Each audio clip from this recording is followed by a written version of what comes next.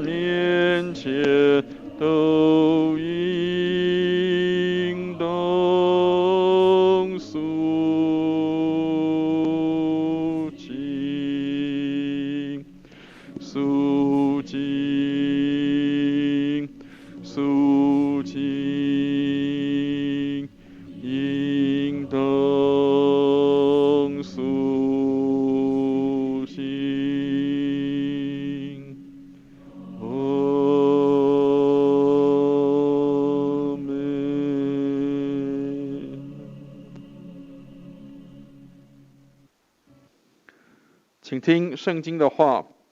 我要向耶和华歌唱，因他用厚恩待我。Amen。我们一起来祷告。慈悲怜悯的天父，我们感谢你，让我们今天早上与我们的众弟兄姐妹在线上、在现场一起来敬拜你。愿你荣耀你的名，在我们当中得着你当得的荣耀。谢谢主，你说以感谢为祭献给你，就是来荣耀你。让我们以感谢为祭献给你，来到你的面前，将我们一切的尊贵、荣耀、颂赞、全能、全然都归给你。愿你在我们当中，在你的教会里得着当得的荣耀。谢谢主，恩待我们今天早上来到你面前，欢喜来敬拜，用我们的口，用我们的心，用我们的心灵，一起来敬拜我们的上帝。感谢祷告，奉耶稣基督的圣名，阿们。弟兄姐妹，让我们一起来唱诗赞美主。我们来唱新灵粮诗选第14首，圣哉万军之耶和华。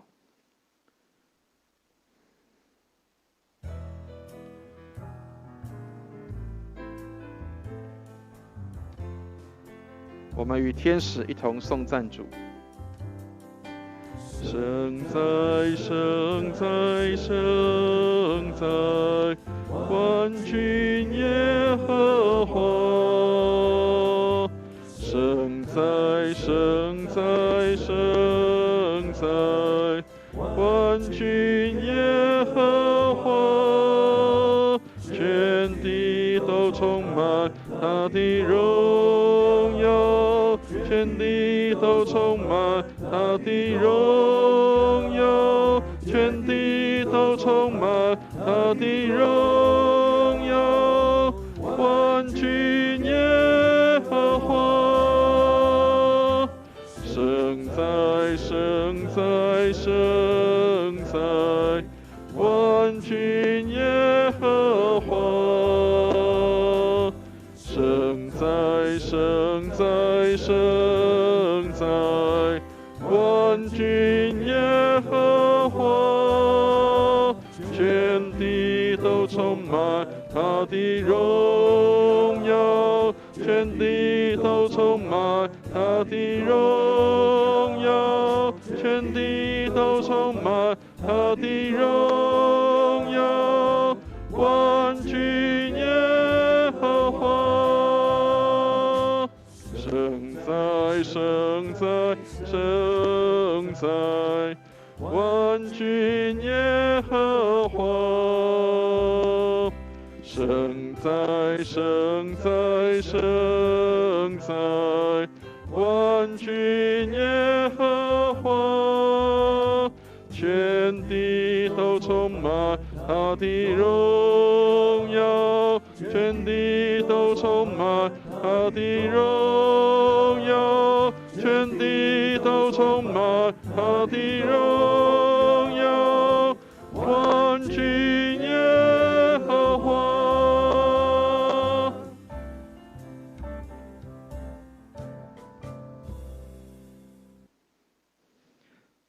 感谢主，让我们与天使一同颂赞我们在天上的上帝。我们一起用使徒信经来宣告我们的信仰，在周报的后面，或者是我们在我们的投影片上都有我们的使徒信经。让我们一起来攻读使徒信经，来宣告我们的信仰。请，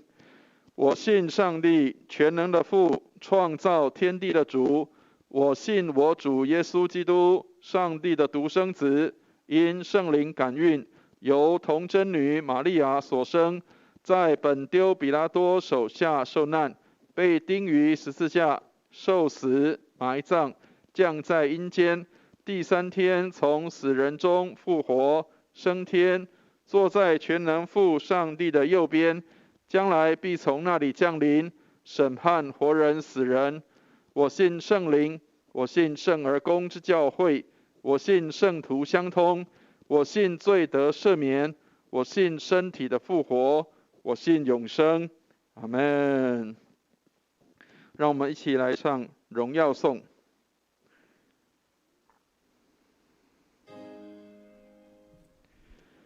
但愿荣耀归于父子圣灵，父子圣灵，起初这样，现在这样，以后也这样，永无穷尽。阿们，阿们。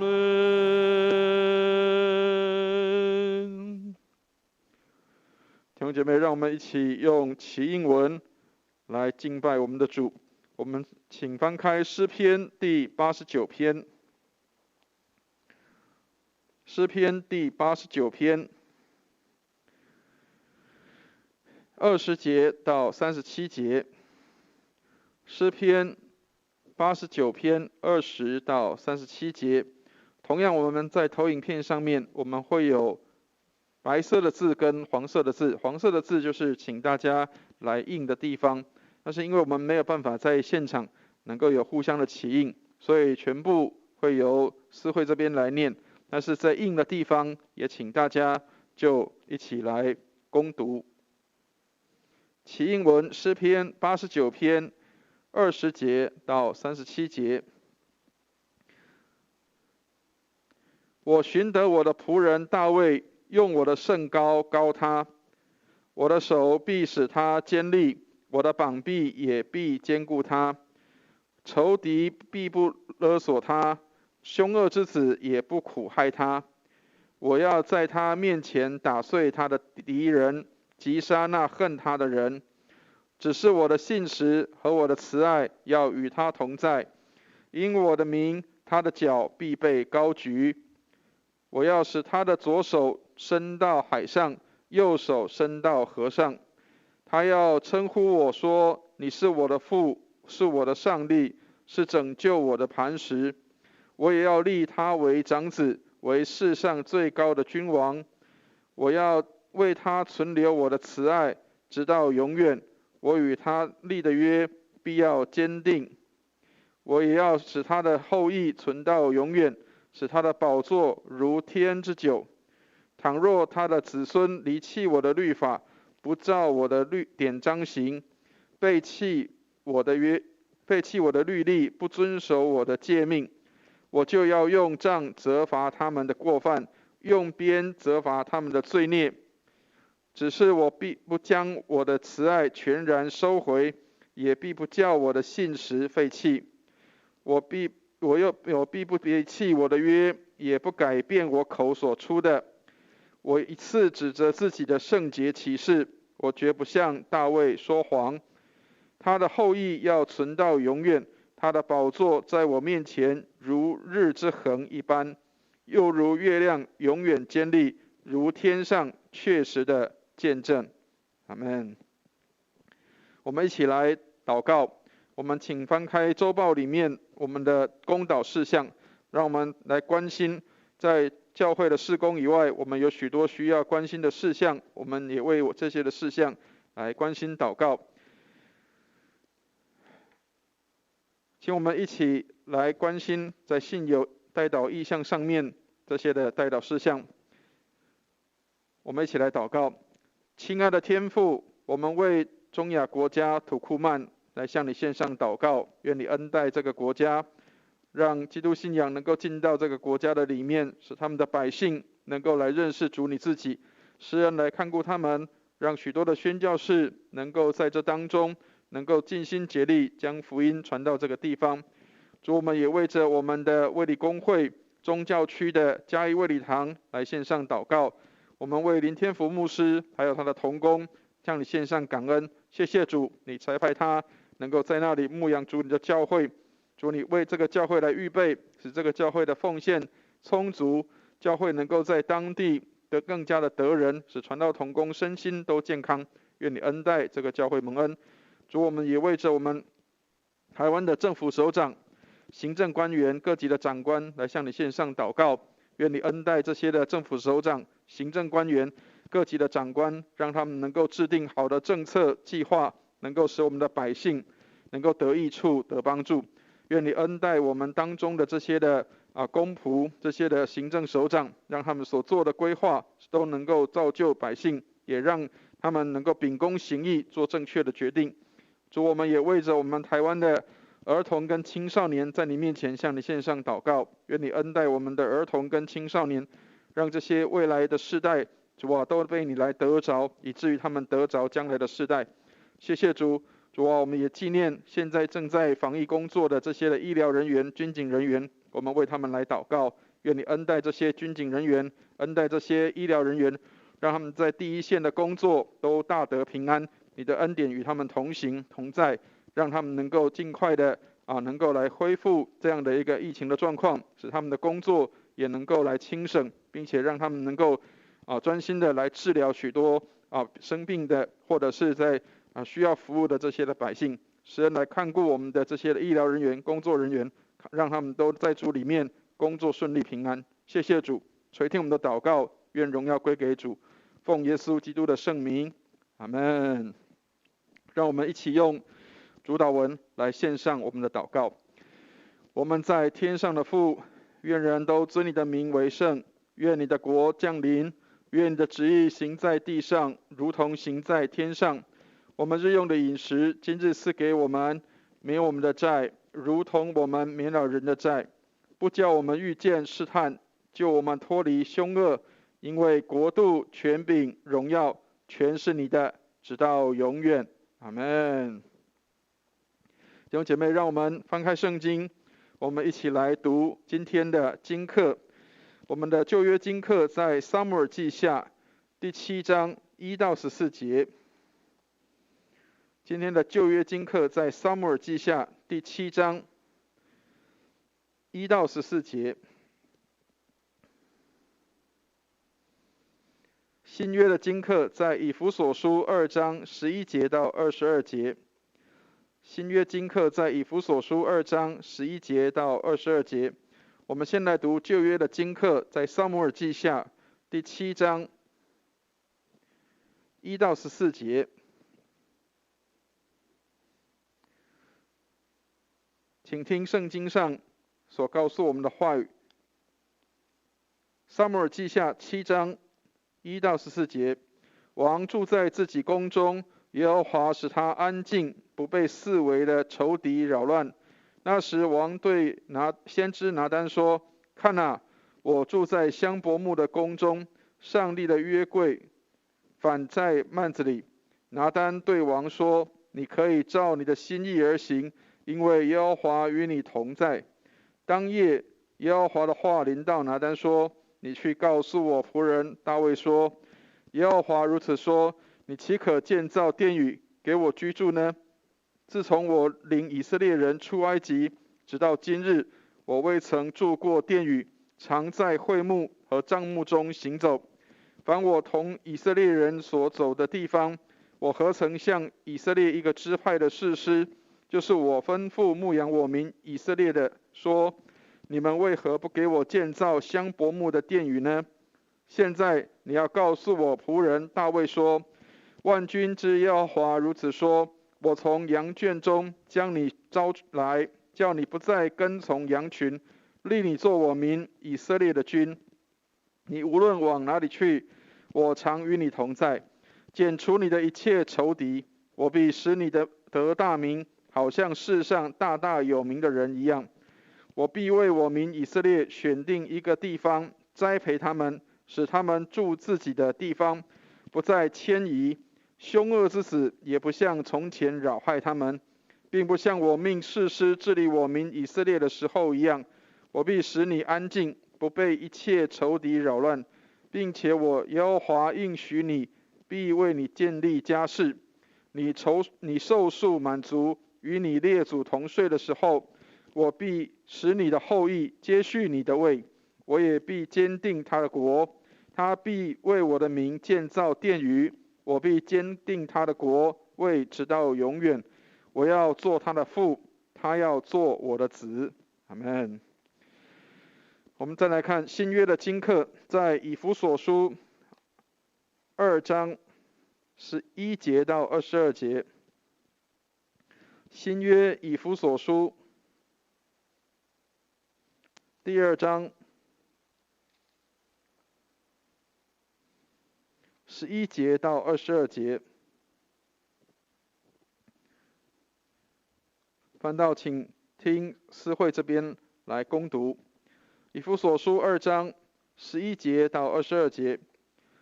所以你们当纪念，你们从前按肉体是外邦人，是称为没有割礼的。这名原是那些凭人手在肉身上称为受割礼之人所起的。那时你们与基督无关，在以色列国民以外，在所应许的诸约上是局外人，并且活在世上，没有指望，没有上帝。你们从前远离上帝的人，如今却在基督耶稣里靠着他的血已经得亲近了。因他使我们和睦，将两下合而为一，拆毁了中间隔断的墙，而且以自己的身体废掉冤仇，就是那记在律法上的规条，为要将两下借着自己造成一个新人，如此便成就了和睦。既在十字架上灭了冤仇，便借这十字架使两下归为一体，与上帝和好了，并且来传和平的福音给你们远处的人，也给那些近处的人。因为我们两下借着他被一个圣灵所感，得以进到父面前。这样你们不再做外人和客旅，是与圣徒同国，是上帝家里的人了，并且被建造在先知、使徒和先知的根基上，有基督耶稣自己为房角石，各房靠他联络得合适，渐渐成为主的圣殿。你们也靠他同被建造，成为上帝借着圣灵居住的所在。阿们。我们来读今天正道的经文，在马可福音6章30节到34节，还有53节到56节。新约马可福音6章30节到34节，还有53节到56节。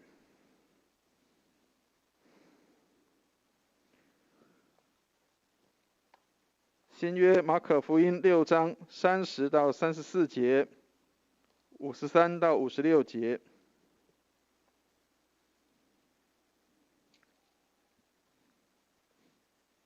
由思慧来念这一段的圣经。马可福音6章30节到34节。使徒聚集到耶稣那里，将一切所做的事都所传的道全告诉他。他就说：你们来同我暗暗的到旷野地方去歇一歇。这是因为来往的人多，他们连吃饭也没有功夫。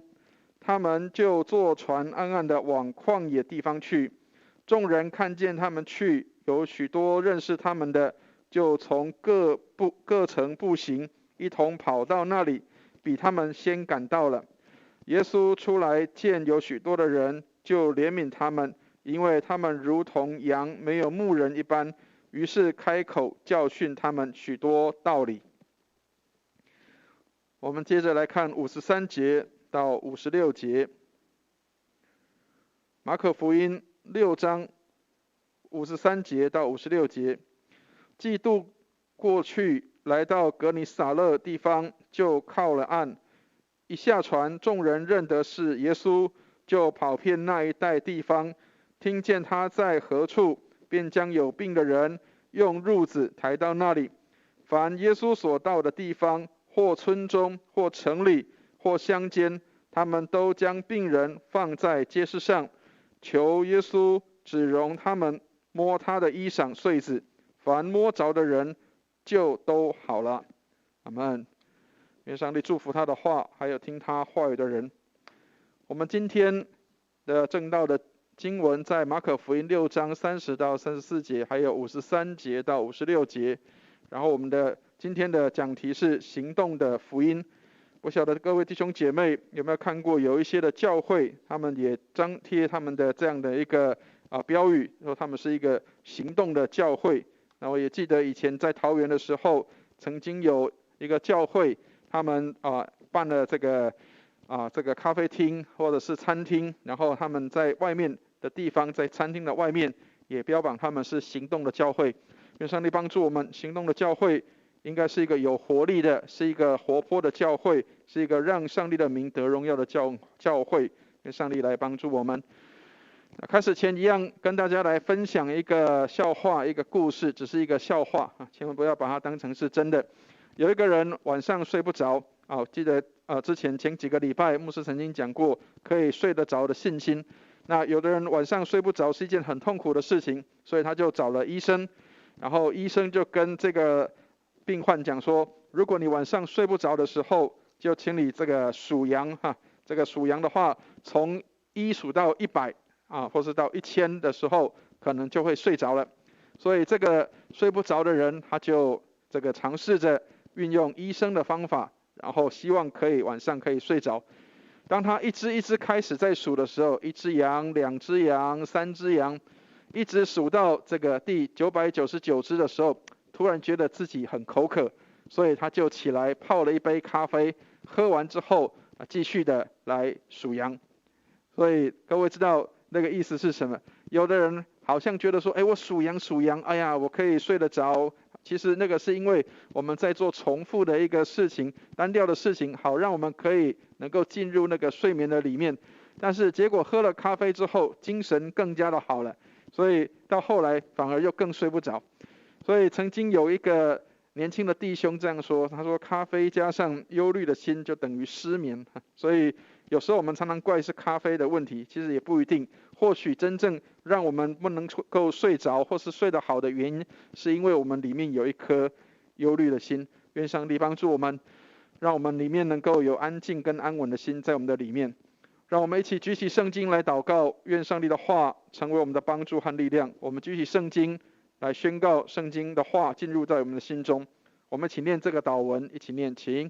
这是我的圣经，他说我是谁，我就是谁；他说我拥有就拥有，他说我可以就可以。今天神的话要来教导我，我诚心悔改，我心里警醒，我灵谦卑受教，我就不再一样。奉主耶稣基督的圣名，阿们。我们常常说人要会懂得感恩，能够懂得感恩的人总是比较快乐。所以我们应该怎么样在人生顺遂的这样的事情上面，能够培养跟养成感谢跟感恩的好习惯。很多时候我们可能在顺遂之后，我们就觉得这是我自己所做的，这是我自己所弄出来的。我们忘记了我们能够成功，其实是许多人的帮助。所以我常常跟弟兄姐妹讲说，我们能够成功，不是因为我们自己，是因为许多人帮助我们成功。所以其实成功的人身边一定有很多的贵人。那当然，每一个人身边都有很多的贵人，可是很多人却看不到身边的贵人，因为不会感恩。好，所以感恩不是只有一个节庆的活动，不是只有在过感恩节的时候才会感恩，而是落实在我们每一天的生活当中。这个是论坛报给我们的一个很好的提醒哈。他说，自然化内化成习惯，而且感恩是活出美好的秘诀，让我们学会感恩，心也跟着改变，并且带来许多的好处。所以感恩不单是只是对我们自己这样的一个习惯，也是让我们可以看到上帝安排了许多的美好跟许多的恩典在我们的身边的这样的机会。所以不是只有感恩节的时候我们才感恩，而是在每一天我们都能够成为一个感谢跟感恩的这样的习惯的人，好让我们看到上帝有许多的美好的作为。能够看到感谢，能够有感谢跟感恩，我们就会看到上帝很多的作为在我们的身上。所以感谢跟感恩是让我们可以打开属灵的眼睛，可以看见许多美好的事物在我们的身上。这是这个论坛报给我们的一些的这样的一个建议提醒。第一个，他说感恩能带给身心平静，减少压力。所以感恩跟幸福是最有力的关联。当我们能够表达感谢跟感恩的时候，能够充满这些感谢跟感恩的时候，身心灵都能够平静下来，对各样的事情都能够有很好的这样的一个平静跟安稳，所以也能够帮助我们在大小事情上面能够感谢的时候，很自然我们的压力就能够来减轻了。所以感谢感恩帮助我们不是把焦点只聚焦在自己的身上，而是能够看到上帝把一切的美好都铺陈在我们的身边。第二个，我们可以看到知足跟感恩会使自己更加的快乐。有很多人常常感觉心里面不快乐，或是常常感觉好像有一些的郁闷或是忧闷，因为我们常常不会去感谢跟感恩。所以感恩是满足跟珍惜现况，所以心里充满美好的思维，积极主动面对现实，不仅心灵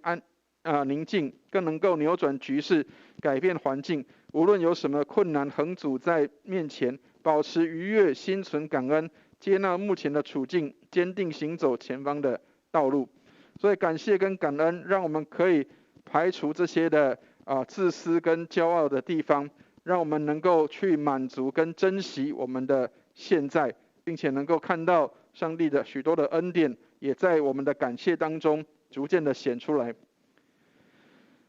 第三个，感恩其实也是信心的表现。很多时候我们常常不晓得信心怎么样来做表达，但是感谢跟感恩是一个信心的表现。所以当我们在祷告的时候，如果可以有更多的感谢跟感恩，我们就看到我们对上帝的那样的信心是更多的坚定跟坚强的。所以感恩的心是相信美好的事已经或是即将要发生，这是对上帝的信心。所以相信是选择信心去面对环境跟未来，这将带来希望和内在的力量，即便身处艰难，仍然能够昂首面对，持续带来正面的循环。所以愿上帝来帮助我们，让我们也能够常常以感谢的心献给上帝，然后透过这样来表达我们对上帝的信心。那特别因为现在正是疫情的时候，所以我们需要保持更多的这样的身心灵的健康。有许多人跟牧师这样来讲说因为有在疫情的当中，所以有时候都常常觉得心里面有很多的郁闷跟烦躁。所以健康其实不是只有包括在身体上面，也许我们打了很多的疫苗，也许我们有很多的保养的这样的一个药物，或者是我们有很多的促进健康的身体的活动，但是更重要的也是在心灵的健康。所以凡是感恩的人能够更知足更快乐，并且心灵的满足是带来心理的健康。愿上帝来帮助我们，让情绪跟精神的健康还有身体的健康都能够保持这样的一个平衡。最后我们来看到生命的美好不是在于拥有了多少，而是懂得感谢多少。所以愿上帝来帮助我们，让我们看到我们身边有许多让我们值得感谢跟感恩的事情。懂得感恩会让一切变得更美好。所以刚刚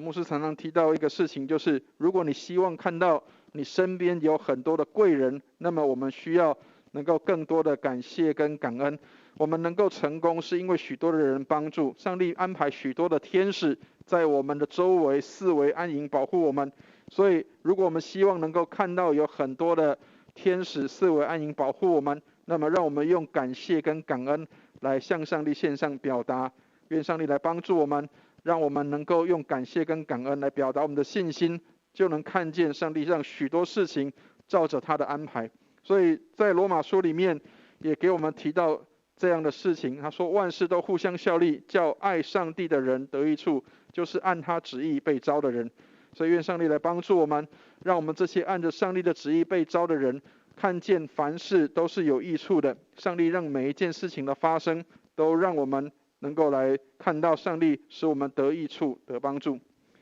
所以我们今天来看到的这一段的圣经，也是耶稣在带他的门徒的另外一个门徒的训练。所以也许在很繁杂的工作当中，有许多人不懂得也不晓得怎么样去安静跟休息。所以我们来看到在今天的经文里面的地方，耶稣带领他的门徒能够进入到安息的里面。很多时候我们常常在事工繁杂的时候，我们并不懂得怎么样去安静跟休息。所以我们要来看一下今天给我们看到的经文，在31节的地方。31节请大家一起来念一下这段的圣经。我们一起来念31节，一起来念这段圣经，一起念来。他就说，你们来同我暗暗的到旷野地方去歇一歇，这是因为来往的人多，他们连吃饭也没有功夫。亲爱的弟兄姐妹，我们今天看的这段经文，如果我们只有从单单这段的经文来看，我们不晓得前面发生什么事情，后面有些什么样的事情，我们就没有办法去了解这段经文所要告诉我们的内容跟意义。如果我们往前来看的话，在马可福音的第6章的前半部的地方，耶稣差遣12个门徒，让他们出去传道。我们上次有提到，耶稣差遣他的门徒出去传道的时候，他们这些人不管是他们过去的职业是什么，或是他们曾经担任过什么，耶稣差遣他们出去奉主的名，他们拥有这些的权柄，能够去传道、医病跟赶鬼。他们所做的事工都相当的有功效，以至于许多的人得到他们的帮助。但是在这个时间里面，同时也发生了一件事情，就是施洗约翰因为了真理的缘故，为了讲真道的缘故，或是为了要去警戒当时的这个希律王，以至于他惹了杀身之祸。所以施洗约翰在那个时候也殉道了。对一个服侍的人来说，当然服侍能够有果效是好的，但是同时也担心在服侍的当中也会遇到一些的拦阻跟伤害。施洗约翰是一个忠心的上帝的仆人，但是在因为讲真话的当中，因为为了真道、护卫真道的缘故，他面对了殉道的这样的一个状态。所以对一个服侍的人来说，也许服侍是一件快乐的事情，但是有时候也会看到服侍要面对的代价。所以耶稣让门徒们在回来的时候，能让他们能够继续的有一点时间，能够安静跟休息片刻。亲爱的弟兄姐妹，很多时候我们常常误会我们的上帝，或甚至认为上帝手很短、脚很短，好像一直需要我们去服侍他。事实上，上帝常常希望我们能够安息跟安稳在他的怀中。圣经上常常给我们提醒说，上帝说要休息，要知道他是上帝。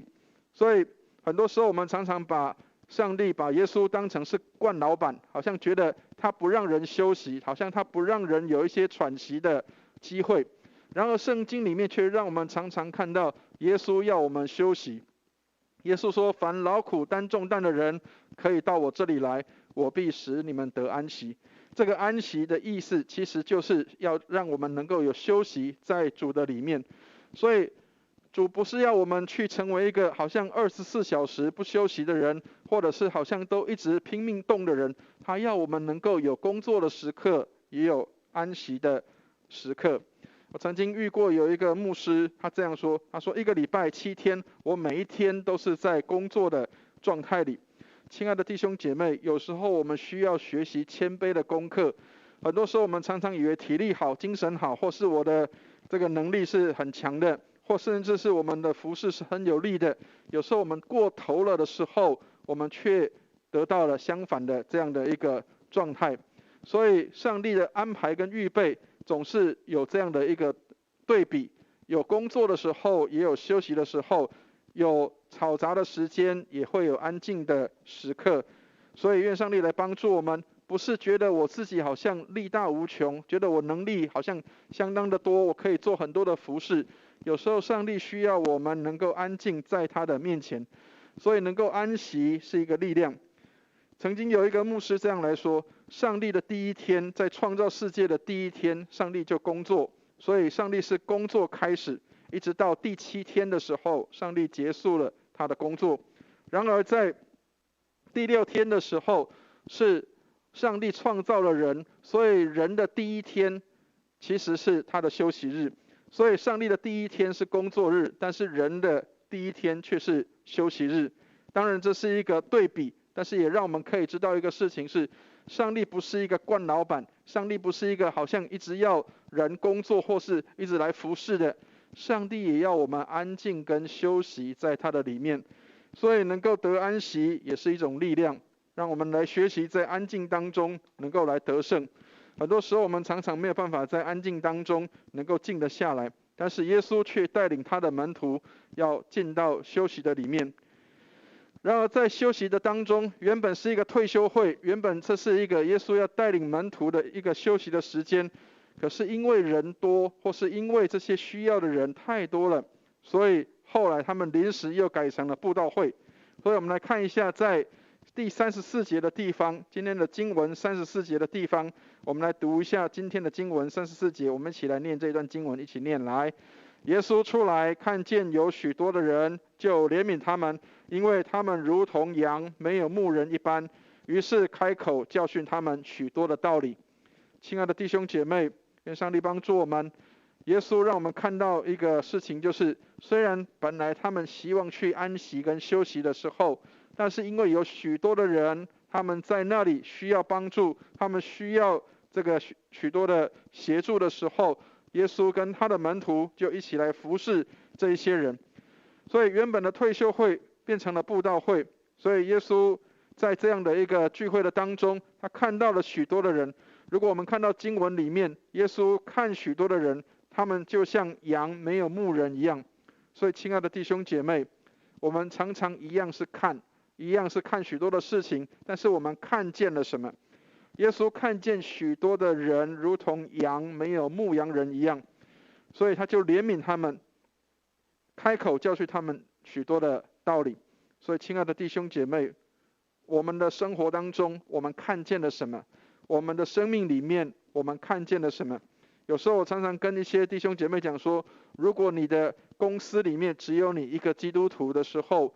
你要感谢上帝，是上帝差派你在你的公司里面，让你能够成为你公司里的传道人，能够成为你公司的宣教士，能够成为你公司的牧师。很多时候我们常常以为说，我们在哪一个地方，好像我是一个基督徒，但是我很孤单，没有人能够跟我一样。事实上是上帝把我们拆进世界里面，以至于我们能够来帮助在那个地方的人。所以如果今天你在公司里面只有你是基督徒的时候，感谢主，你就是那个公司的传道人。如果你的工厂里面没有基督徒的时候，感谢上帝，我们就是被差派在那里的宣教士。如果你是在军中服务的，感谢上帝，我们在军中可以成为军牧，因为上帝透过我们能够来牧养许多的人。耶稣看见许多的人如同羊没有牧人一样。所以亲爱的弟兄姐妹，愿上帝帮助我们。牧师不是只是一个身份而已，牧师是一个记号。所以这个尤金·彼得森这个人，他这样讲，他说这个牧师不是一个职业的身份，而是与羊群生活的记号。所以牧师不是只是一个好像身份跟地位，不是这样，而是他是跟羊群生活在一起的。我们看见了什么，这是一个极重要的事情。所以不是只有好像牧师才可以做这些事情，或是只有哪些传道人或是宣教士才可以做哪些事情，不是这个，而是我们跟羊群一起生活的记号，这就是牧师。愿上帝来帮助我们，当这个地方没有牧羊人的时候，当这个地方有许多的人需要帮助的时候，我们就成为那个地方的牧者，能够来帮助那个地方的人。所以牧师要讲这个，不是要高举牧师的身份，也不是要高举人是这个哪一个传道人是多好，并不是，而是牧师是跟羊生活在一起的。所以愿上帝来帮助我们，不是好像只是一个教导者的角色，或是一个老师的角色，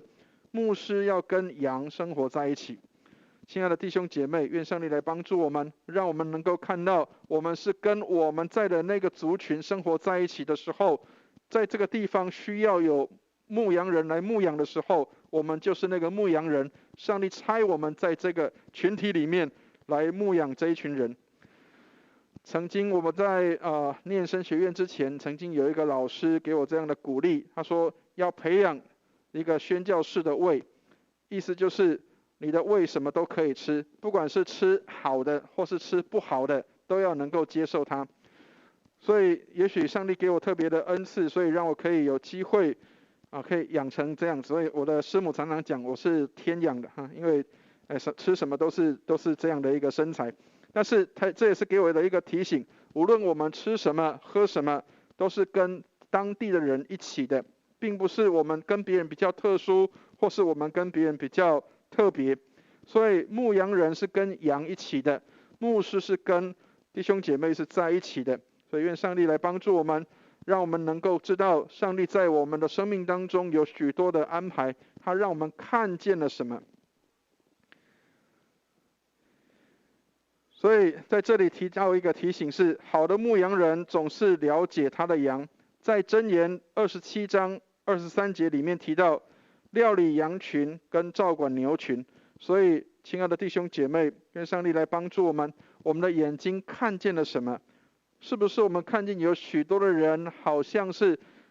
羊没有牧人一样，而我们能不能够成为他们的牧人，能够来牧养他们？其实人的问题是相当多的，特别在现在的世代的里面，不管是婚姻问题、家庭的问题，或者是职业的问题，或者是人际关系的问题，许许多多的问题在这个世代的里面，我们怎么样去来照料跟照管这些有需要的人，这是耶稣要给我们看到的。我们怎么样去用耶稣的眼光来看到这些的人？所以耶稣并不是像一个道德家，或是只谈有一套道德的理论，而且他是实际上能够去爱这个有血有肉的人。所以潘霍华这个德国牧师他就这样讲，他说耶稣不是一个道德家，只喜欢一套道德理论，而是他能够实际上的真实的去爱有血有肉的人。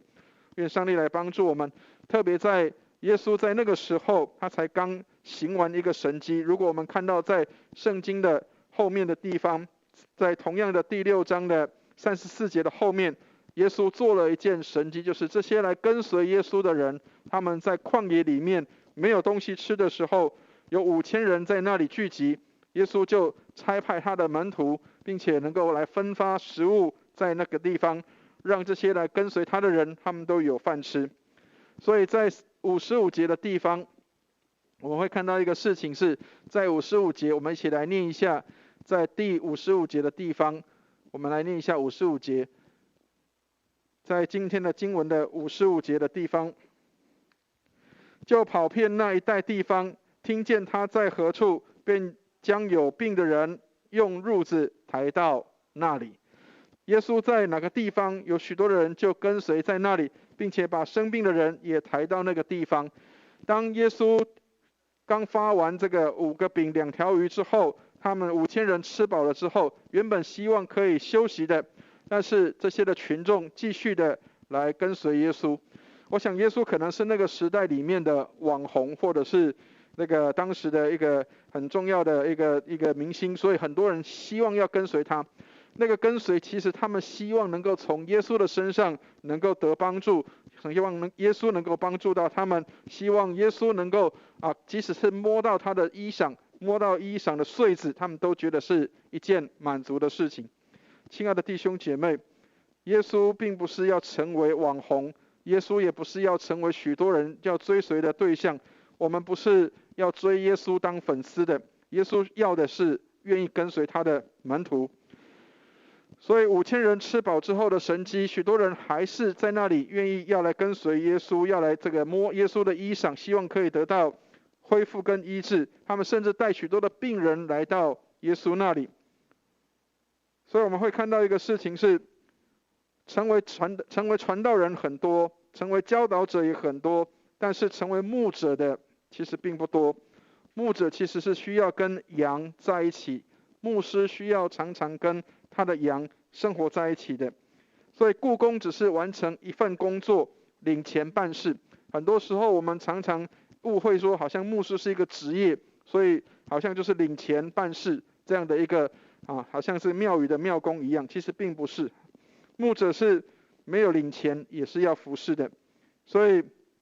曾经牧师在一个教会在嘉义的时候，在牧会的时候，曾经有一个家庭因为妈妈过世，所以牧师去为他们祷告。当我们在那里唱诗祷告的时候，有一些民间信仰的一些人，他们就来到这个家里面来致意。然后看到我们在那里唱诗祷告的时候，有一些人就问我说：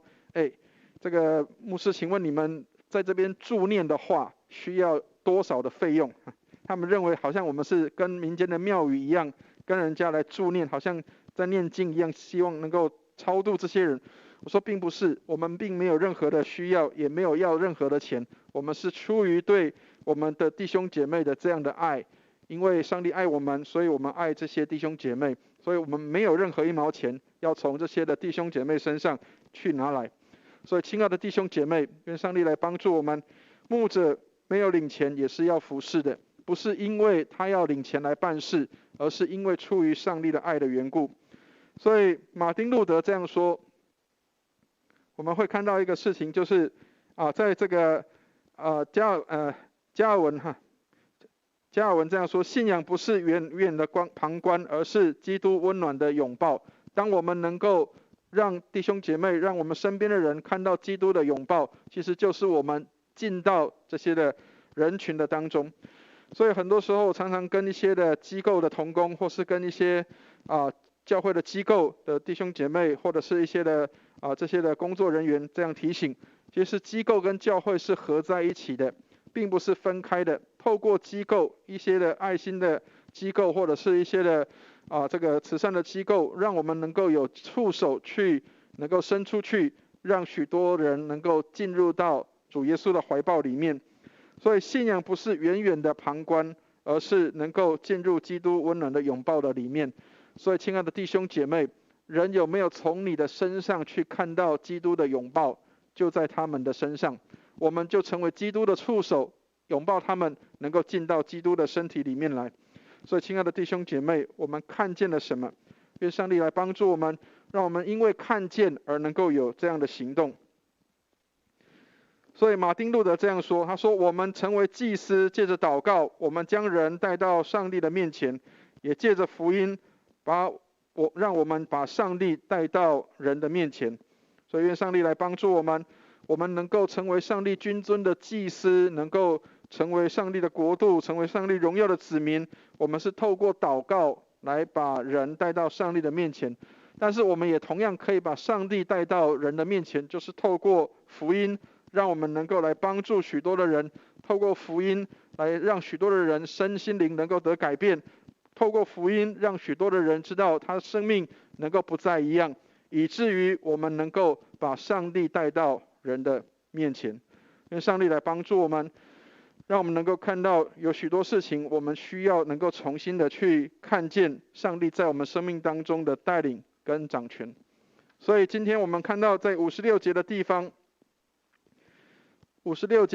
我们来念一下第56节，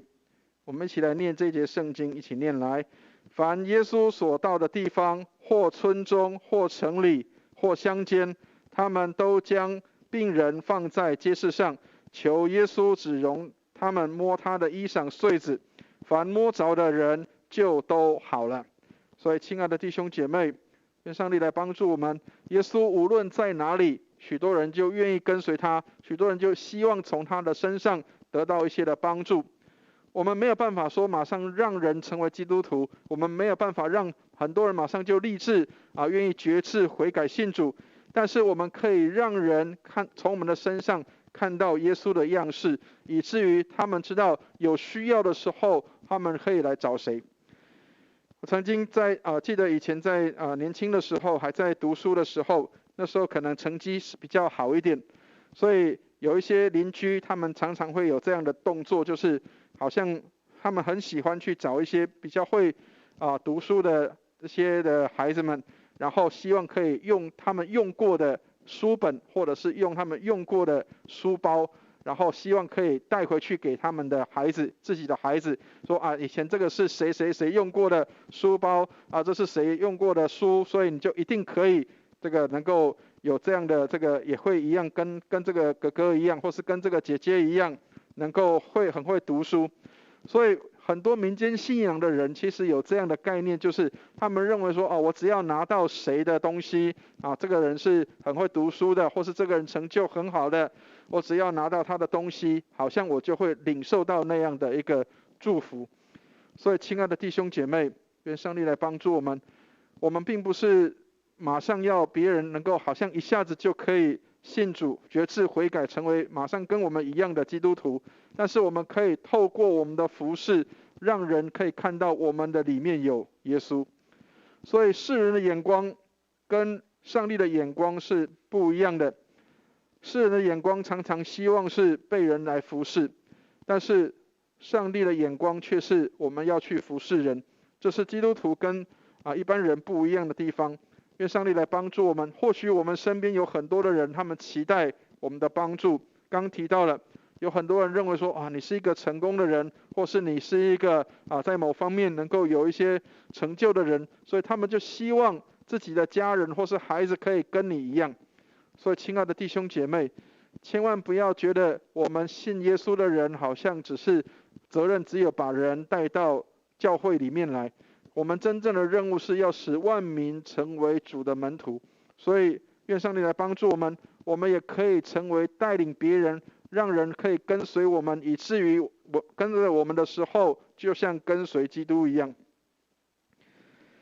所以耶稣讲的天国并不是死后的天国，而是现在。我们来看一下今天的经文给我们几个启示。第一个，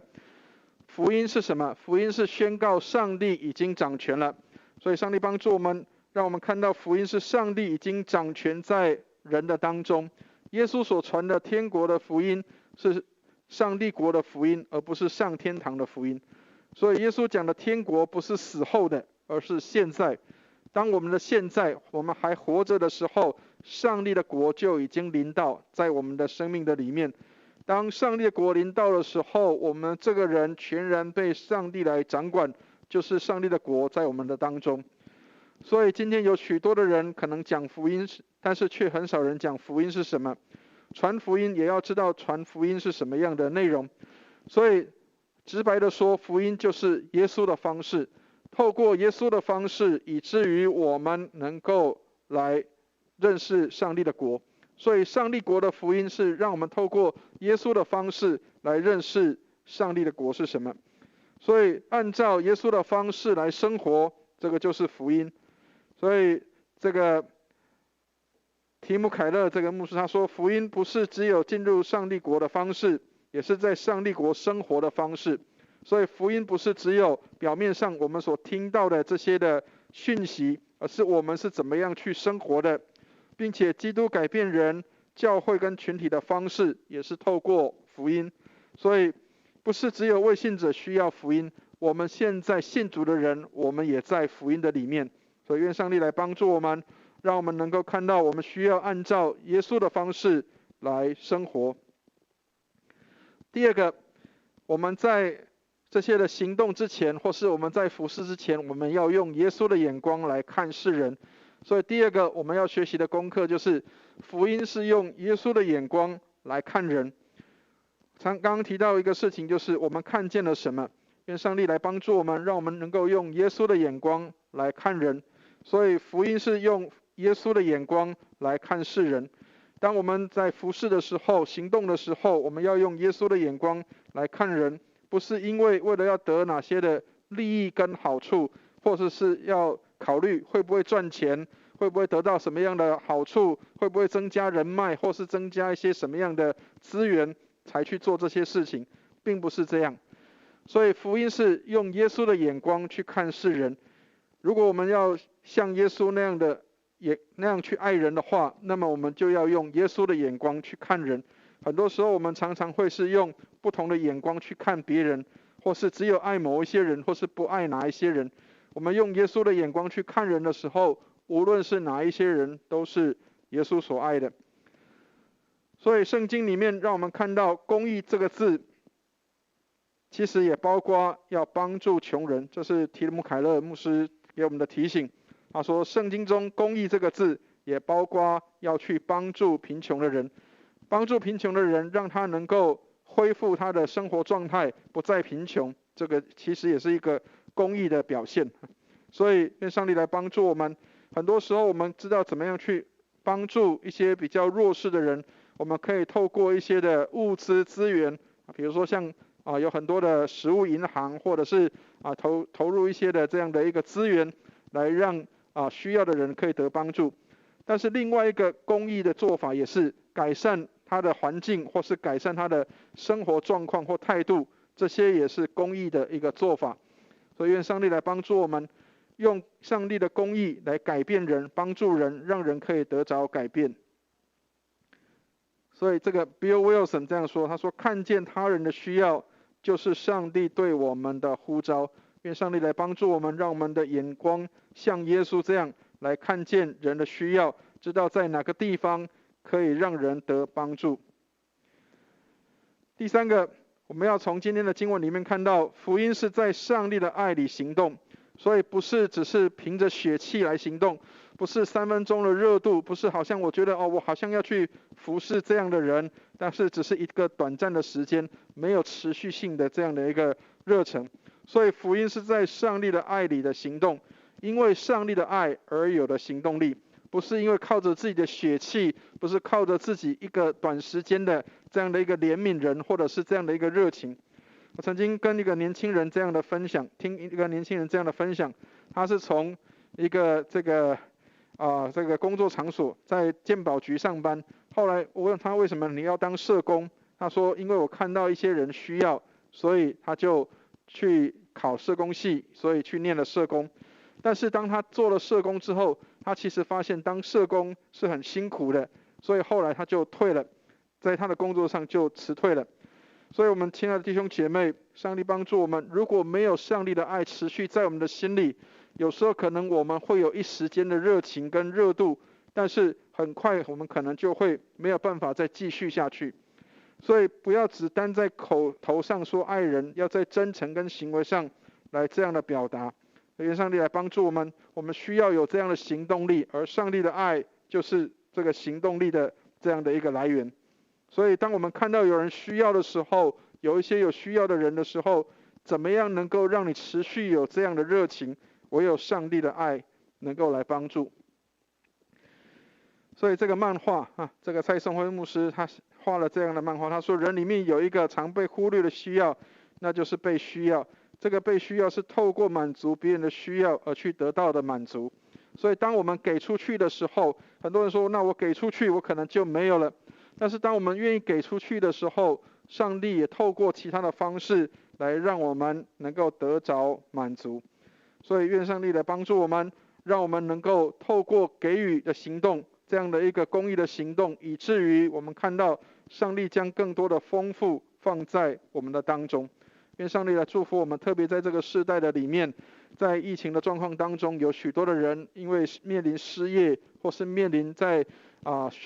学习上面有一些的中断了，或是在一些的事情上面可能没有办法再像过去这样。当我们看到这些有需要的人的时候，我们是否能够给予他们有一些的协助，不一定我们能够有大钱，或是有这些的像大的这个企业可以去买疫苗，或者是可以做这些很大的事情。但是我们在一些的小事上忠心，我们就能够看到上帝把更多美好的事也加添在我们的当中。所以爱是能够改变世界的力量。我们来看到哥林多前书12章31节，他说：爱是不自私，不以自我为中心，爱是牺牲，爱是这个超越的，爱是超越的路。愿上帝来帮助我们，让我们能够看到爱是改变这个世界的力量。爱在爱的里面，我们的行动才能够有这样的帮助，有这样的能力。愿上帝来祝福我们。基督徒的爱不是只有在口头的，而是在行动的，也透过行动让我们看到福音是有行动力的。愿上帝来祝福我们。我们的福音不是只有停留在课室里面，不是只有停留在礼拜堂里，而是在我们的生活当中能够让人看见。所以最后我们要来看到这样的一个祷文，我们求上帝来帮助，主耶稣帮助我们，让我们能够生命里面使别人来看见你。愿主帮助我们，让我们能够在生活当中各样的事情上面能够让人看见耶稣。所以看见耶稣不是只是在嘴巴里面或知识上的，而是我们是否活出基督的样式，使人能够看见。愿上帝来祝福我们，福音就是活出基督的样式。愿上帝来祝福我们，让我们能够使人看见，从我们里面活出来那个福音的见证，使人也透过我们能够来认识耶稣。愿上帝来祝福我们。我们一起来祷告。慈悲怜悯的天父，我们感谢你，让我们今天看到耶稣是有行动力的，并且透过他的行动，使福音能够临到在许多人的身上，也帮助我们，让我们能够来学习效法耶稣的样式，看到人的需要的时候，我们也在那里投入，以至于看到许多的羊如同没有牧人的时候，我们能够成为他们的牧人。愿你恩待我们，让福音成为有行动力的，可以有动作的，是可以有行动的这样的一个力量。愿你施恩待我们，让我们能够走出自己的课室，走出自己的这样的一个范围，能够去接触这些我们所不愿意接触或是没有接触过的人，以至于让他们也有机会来得着福音。谢谢主，但是也保护我们，让我们在疫情的当中，也让我们遵守该遵守的规定，能够在实际的行动上也有聪明智慧，做好的一些的规划跟安排，以至于我们所做的是一个有效率并且合足你喜悦跟心意的这样的一个行动。愿你恩待我们，垂听我们的祷告，愿荣耀归给主，奉耶稣基督的圣名，阿们。弟兄姐妹，让我们一起来背诵今天的这个金句，马可福音6章34节。马可福音6章34节，翻到我们一起来念一下这一段的圣经，来当做我们今天的金句。我们一起来念2次，一起念请。耶稣出来看见有许多的人，就怜悯他们，因为他们如同羊没有牧人一般，于是开口教训他们许多道理。马可福音6章34节，耶稣出来见有许多的人，就怜悯他们，因为他们如同羊没有牧人一般，于是开口教训他们许多道理。马可福音6章34节。弟兄姐妹，让我们来用诗歌回应今天的信息，请我们来唱心灵良诗选305首，借我赐恩福，或是我们可以透过影片来唱这首歌，借我赐恩福。心灵良诗选305首。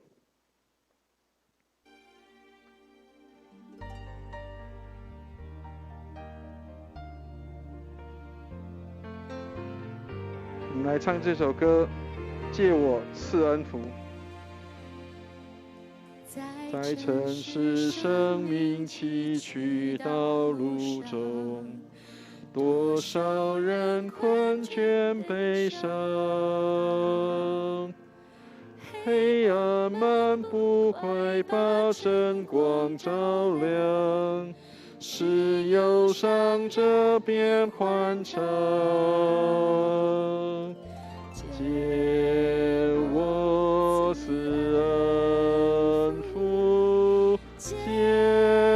我思恩福，借我生命，荣耀主名。借我思恩福，救主听我求，借我思恩福，使他人得救。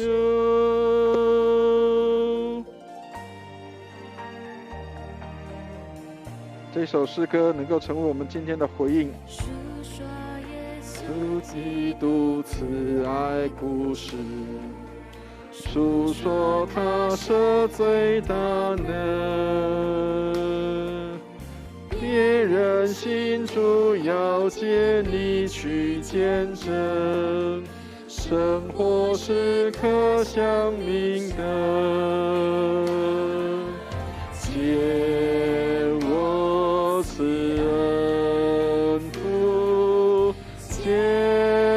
我慈恩福，借我生命，荣耀主名。借我慈恩福，救主听我求，借我思恩福，使他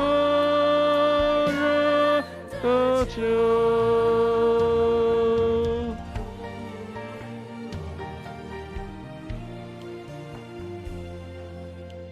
白白的来顾要白白施予，当爱人像主爱你，尽心尽力帮助软弱的人，主托付始终不弃。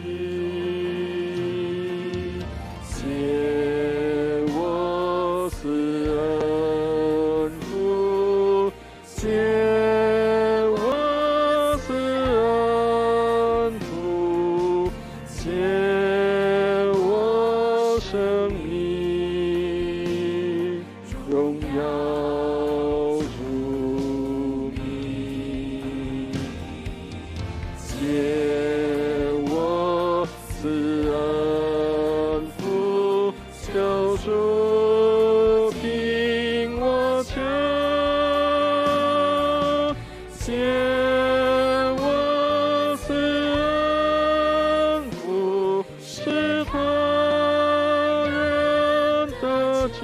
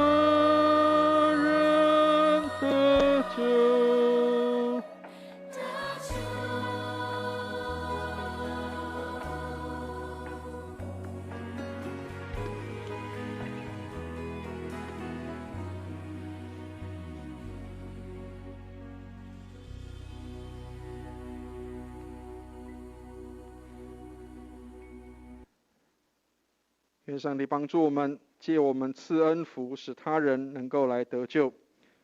我们一起预备心来奉献。当然我们没有办法实体的奉献，所以我们请弟兄姐妹能够按照教会的这样的一个规定跟安排，我们能够在ATM 上面，或者是能够用汇款的方式将奉献汇款到教会的账户。但是请注明各位的姓名，还有方便我们在之后能够预备这样的一个奉献收据给大家。所以请弟兄姐妹就按照我们等一下在周报上面，或是我们在最后的这样的一个投影片上面，我们会显示出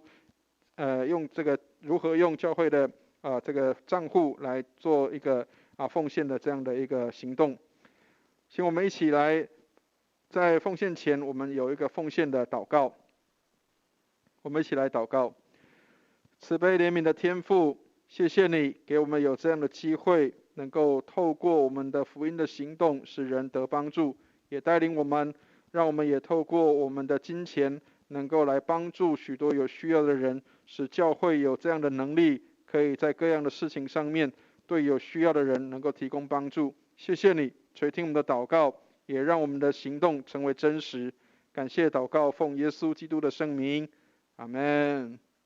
让我们一起来唱奉献的诗歌，向主献成歌。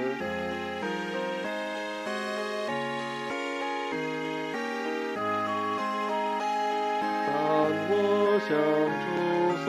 成，都是主赐的恩。当我所有都属于主，是主托付仆人。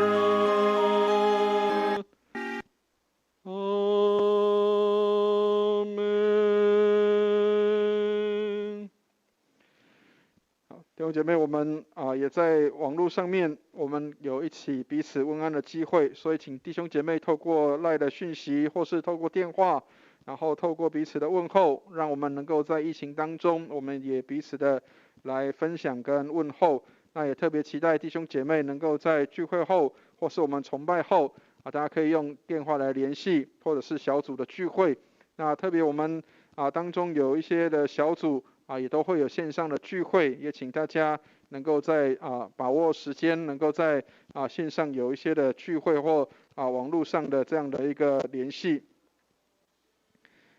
弟兄姐妹，让我们一起来关心教会的需要跟我们的事工的报告，特别为关心我们的这个家人当中，我们弟兄姐妹当中的需要，我们来关心，为他们来祷告。那今天是我们的圣灵降临节的第8主日那我们圣灵降临节，我们上次提过，就是这个五旬节之后，这是第8个主日。愿上帝的祝福我们，让圣灵继续工作在我们的当中。那感谢上帝我们最近听到一些的好消息，特别是我们的这样的一个疫情有稍微趋缓，所以政府单位也给我们有一些叫微解封的状态，但是我们还是要持续3级的警戒，一直到7月26号。所以请弟兄姐妹仍然要按照规定，到7月26号以前，我们仍然要全程的这样的佩戴口罩，然后按照这个规定，室内不超过5个人，室外不超过10个人的规定。所以请弟兄姐妹如果要来教会有一些的事工要洽询，或者是有一些希望要来做一些的实体的一些的活动的时候，也请先电话跟办公室联系，我们希望能够在人数上面能够有很好的控管。那下周我们请蔡一文牧师来分享信息，所以请弟兄姐妹也能够关心我们在崇拜上面我们的这样的一个讯息，让我们的牧者们能够有更多的机会分享信息福音，使弟兄姐妹得益处得帮助。那我们在6月的收支跟7月的执事的会议记录已经在各群组里面，那请弟兄姐妹来关心，为我们的教会还有为我们的收支状况来祷告。那第5项我们目前都已经有很多的小组已经开始线上有聚会，那牧师会不定期的在每一个小组里面会不定期的有时候会参与，那所以请弟兄姐妹我们也能够来学习在线上的这样的一个聚会小组的时间。那我发现我们当中有一些年长的弟兄姐妹，他们也开始会用这些线上的方式所以千万不要觉得我自己年纪大没有用过这些的东西我们都还是有一些长辈，他们已经渐渐都会学习。那我们期待我们不论任何的年龄层，我们都有机会可以有这样的一个学习跟方式，让我们能够来学习一些新的事物，透过一些新的事物，能够看到在这个世代里面上帝新的作为。好，那我们也为着我们在高雄区我们的牧者们每一天的每日灵粮的这样的短片来线上祷告，求主帮助，让我们的牧者们在这里所拍的影片，每天的5分钟的这样的灵修内容，可以对弟兄姐妹有一些的生命的影响跟帮助。那疫情的当中，我们请弟兄姐妹继续的来关心我们的儿童主日学的需要。那现在我们也有线上的儿童主日学，那请我们的家长们还有弟兄姐妹来关心，为我们的儿童事工来线上祷告。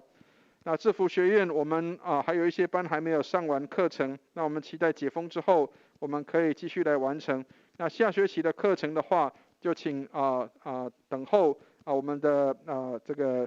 社区干事还有我们的这个班主任会做这些的安排。那下学期的我们的新约导论也即将要开课了，那请弟兄姐妹如果你有意愿来学习这个延伸制课程，神学院的延伸制课程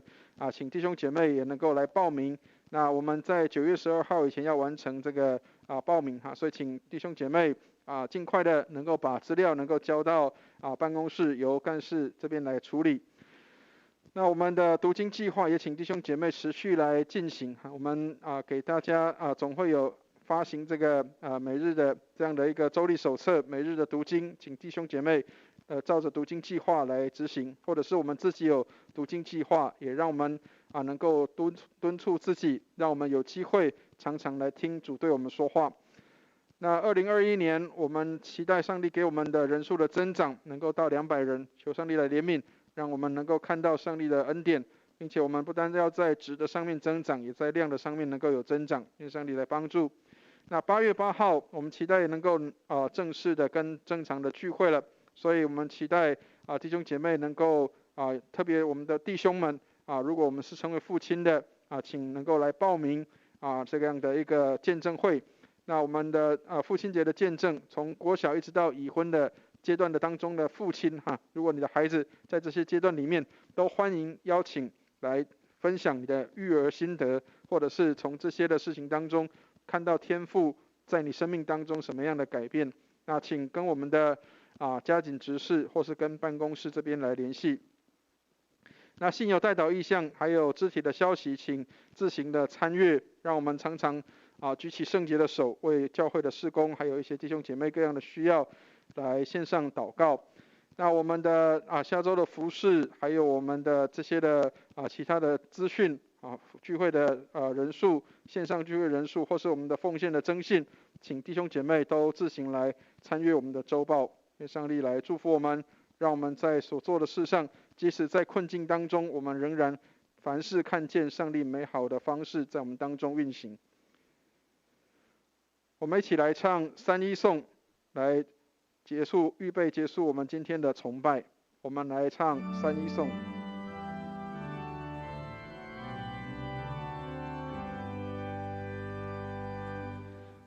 普天之下，万国万民，齐声赞美父子圣灵，三位一体，同荣同尊，温柔之源，万福之本。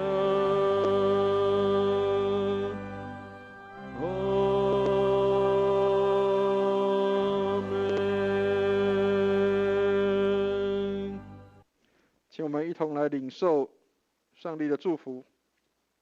慈悲怜悯的天父，愿你将恩典从天上倾倒下来，将源源不断的爱赐给我们，好让我们的教会成为有行动力的教会，让我们的爱能够透过主你给我们，以至于我们能够给出去，让我们的家庭当中满有上帝丰盛的慈爱跟怜悯，祝福不断的在我们每个弟兄姐妹的家庭、工作、生活当中。愿我主耶稣基督的恩惠、天父上帝的慈爱、圣灵的感动与交通，常与我们众人同在，从今时直到永永远远。阿们。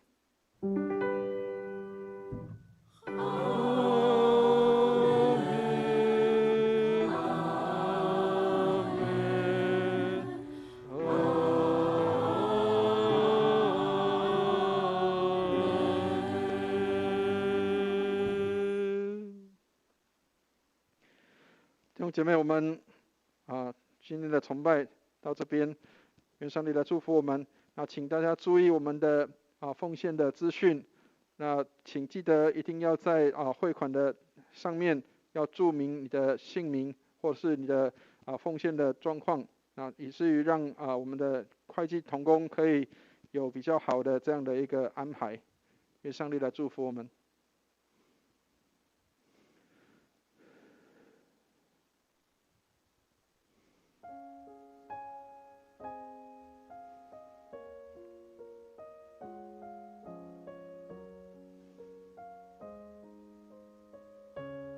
请我们在殿乐中安静的祷告。